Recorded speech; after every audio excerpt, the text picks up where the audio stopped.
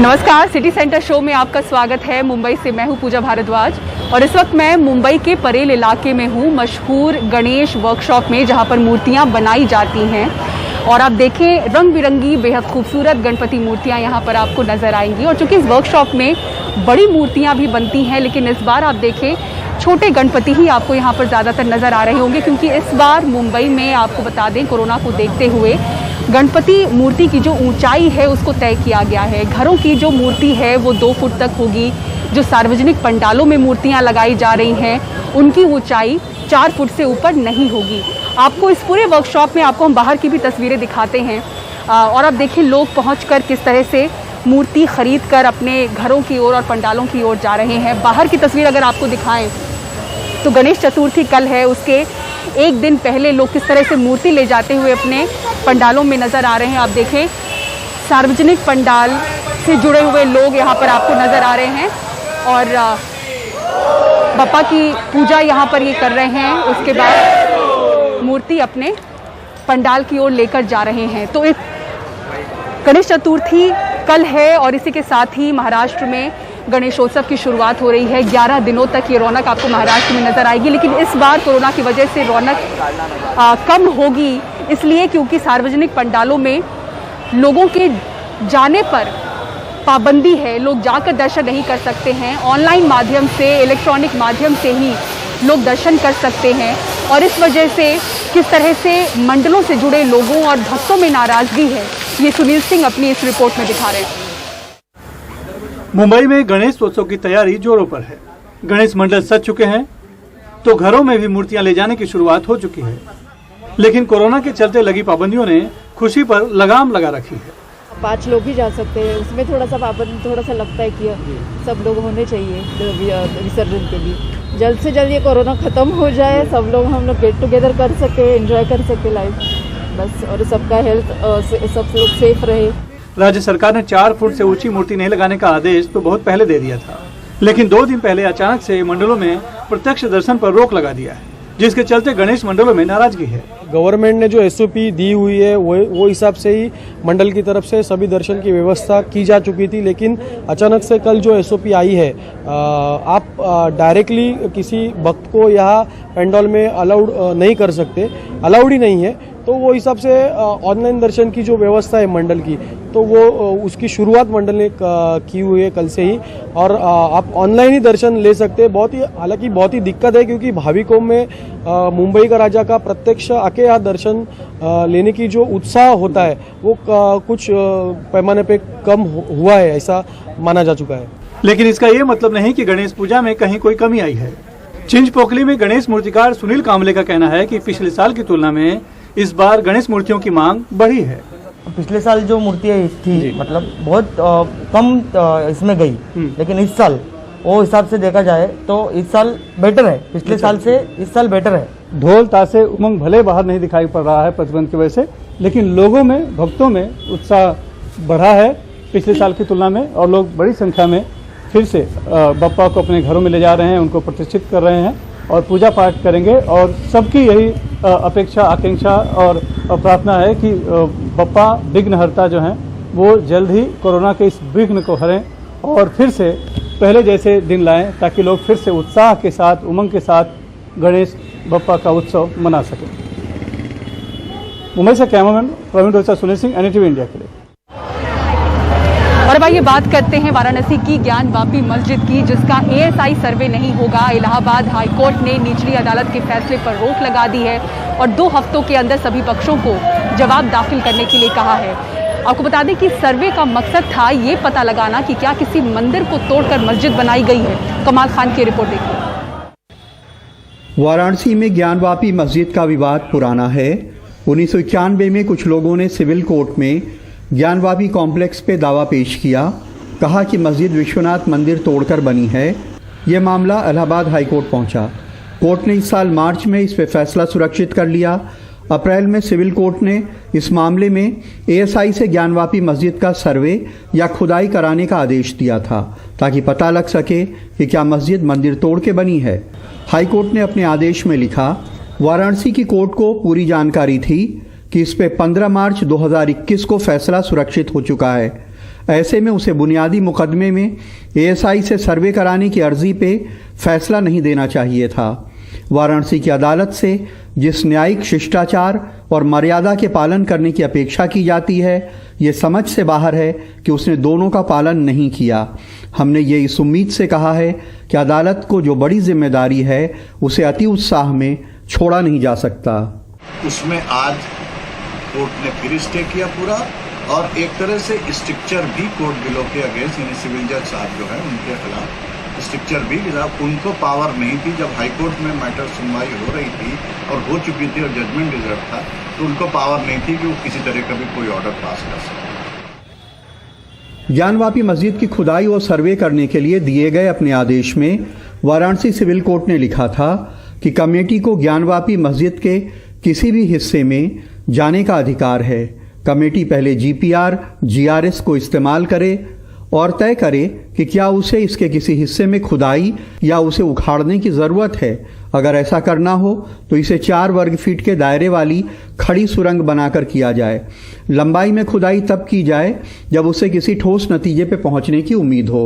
Lower court की proceedings जो है, जो भी वहाँ पे इस केस को लेके जो भी प्रोसीडिंग्स चल रही उनको स्टे कर दिया है और 8 अक्टूबर इसमें अगली तारीख लगाया। तब तक स्टेट, केंद्र सरकार, राज्य सरकार और बाकी सभी पक्षकारों को अपना जवाब दाखिल करने के लिए कहा है। ऐसे मसलों का अस्थायी समाधान बहुत ज़्यादा ज़रूरी है, वरना यह समाज में टकराव और सांप्रदायिक ध्रुवीकरण का सबब बनता है। इलाहाबाद में नितिन, वाराणसी में अजय सिंह और लखनऊ में कैमरामैन राजेश गुप्ता के साथ कमाल खान, एनडीटीवी इंडिया।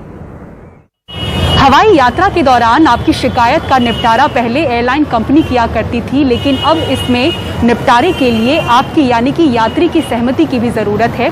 वहीं रिफंड के लिए सिर्फ एजेंट ही नहीं बल्कि एयरलाइन की भी जिम्मेदारी होगी कि वो जल्द से जल्द इसको सुनिश्चित करें। तमाम एयरलाइन कंपनियों को लेकर यात्रियों की शिकायत का लेखा जोखा अब वेबसाइट पर होगा। इतना ही नहीं, पहले कंपनी ही शिकायत को बंद करती थी, पर अब शिकायतकर्ता यात्री की भी सहमति जरूरी होगी। 20 जुलाई को पेंडिंग ग्रीवेंसेस 1354 थी, 31 अगस्त को पेंडिंग ग्रीवेंसेस केवल 92 रही हैं। मैंने टारगेट दिया है हमारे विभाग को कि ये पेंडिंग ग्रीवेंसेस का लेवल 50 तक हमको लाना है 15 सितंबर तक। दोनों लेवल्स पर हमारी ट्रैकिंग हो रही है और वो एयर सेवा पोर्टल के आधार पे भी हो रही है, क्योंकि अगर रिफंड न दिया जाए तो एयरलाइन को भी जिम्मेदार रखा जाएगा। नागर विमानन मंत्रालय ने 30 अगस्त से 30 नवंबर के दौरान अपना 100 दिनों का लक्ष्य रखा है। इसके तहत मंत्रालय की 3 प्राथमिकताएं हैं: इंफ्रास्ट्रक्चर, नीति और सुधार। कुशीनगर, देहरादून, अगरतला और जेवर में हवाई अड्डे का शिलान्यास और निवेश किया जाएगा। 50 नए रूट की शुरुआत की जाएगी, जिसमें 30 नए रूट अक्टूबर और 20 रूट नवंबर के अंत तक शुरू करने की योजना है। 6 नए हेलीपैड बनाए जाएंगे, 4 हिमाचल में और 2 उत्तराखंड में। राज्यों में हवाई सेवा विस्तार को लेकर 29 राज्यों को चिट्ठी लिखी गई है, जिसमें जमीन और एयर टरबाइन ईंधन पर लगने वाले वैट को तर्कसंगत करने की चर्चा चल रही है। Today there are 8 or 9 states that are ranging between 1 to 4%. Other states that vary between 4% to 30%. That if you want flights to increase, the lower you bring this rate, the more flights will come in. Maintenance, repair and operations यानी MRO के लिए देश के 8 airport पर ढांचागत विकास किया जाएगा। इसके तहत नीतिगत बदलाव भी किए गए हैं।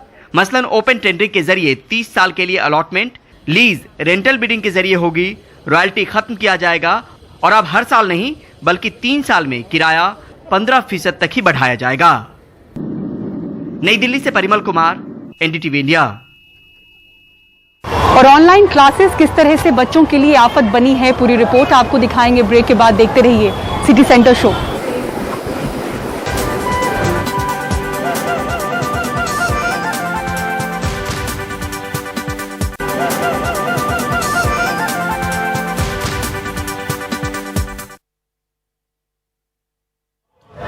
कोरोना की वजह से ऑफलाइन क्लासेस तो बच्चे अटेंड नहीं कर पा रहे हैं, ऑनलाइन क्लासेस भी बच्चों के लिए आफत बनकर आई है।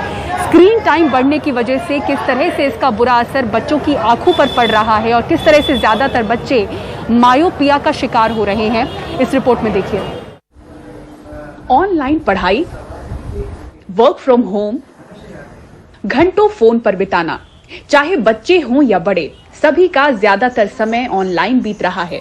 7वीं कक्षा में पढ़ने वाले 12 साल के आदि चंद्रा महामारी से पहले करीब 2 घंटे स्क्रीन पर समय बिताते थे, अब करीब 12 घंटे आंख की परेशानी से जूझ रहे हैं। पैंडेमिक के पहले मैं 2-3 घंटा कंप्यूटर पर स्पेंड कर रहा था और अभी पैंडेमिक में क्योंकि ऑनलाइन स्कूल के वजह से मैं 11-12 घंटा स्क्रीन पर देख रहा हूँ। और स्क्रीन टाइम की वजह से मेरे को सर दर्दने लगा, मेरे को आँख दर्दने लगा और मेरे को चक्कर और उल्टी जैसी फील होती है। बीते करीब 1.5 साल से स्क्रीन टाइम बढ़ने से सबसे ज्यादा बच्चों पर असर पड़ा है।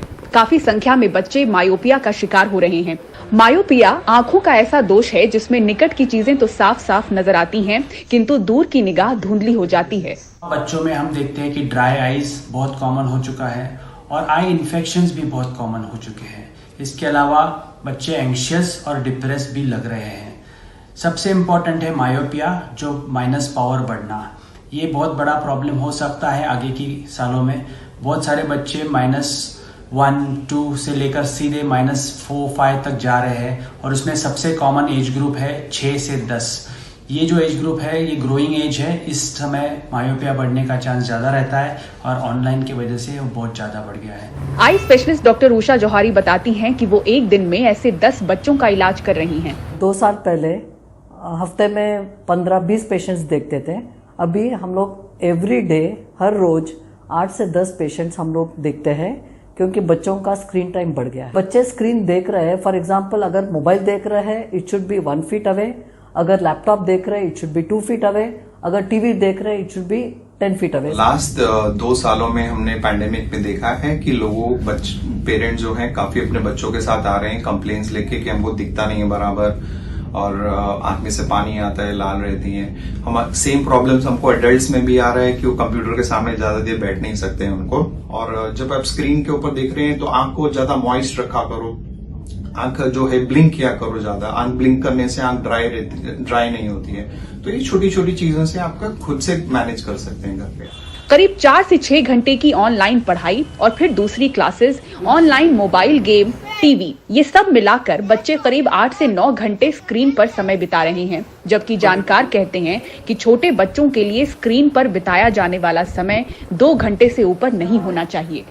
मुंबई से पूजा भारद्वाज, एनडीटीवी इंडिया। बेटे का जन्म होने के 2 हफ्ते के बाद ही तृणमूल सांसद और अकेली मां नुसरत जहां एक ब्यूटी पार्लर के उद्घाटन में पहुंची और वहां उन्होंने कहा कि मां बनने के बाद उनमें कई बदलाव आए हैं और जहां अकेली मां होने की बात है तो वो किसी तरह से भी सवाल का सामना करने के लिए तैयार हैं। उनके अंदर हौसला बरकरार है। नुसरत जहां मां बनने के बाद जब पहली बार सबके सामने आई तो कहा कि 26 अगस्त को जब से उनका बेटा ईशान इस दुनिया में आया तब से वो बिल्कुल बदल गई हैं। Everything has changed. I think the whole, I think my, from my geography to history, everything has changed. So, like I said, it's a beautiful feeling. It cannot be expressed via words. मां बनने के बाद जिन चीजों को तरजीह देनी है वो बदली है। सबसे पहले ईशान, फिर निर्वाचन क्षेत्र बशीरहाट जहां वो जल्द जाएंगी और जाड़ों में लोकसभा।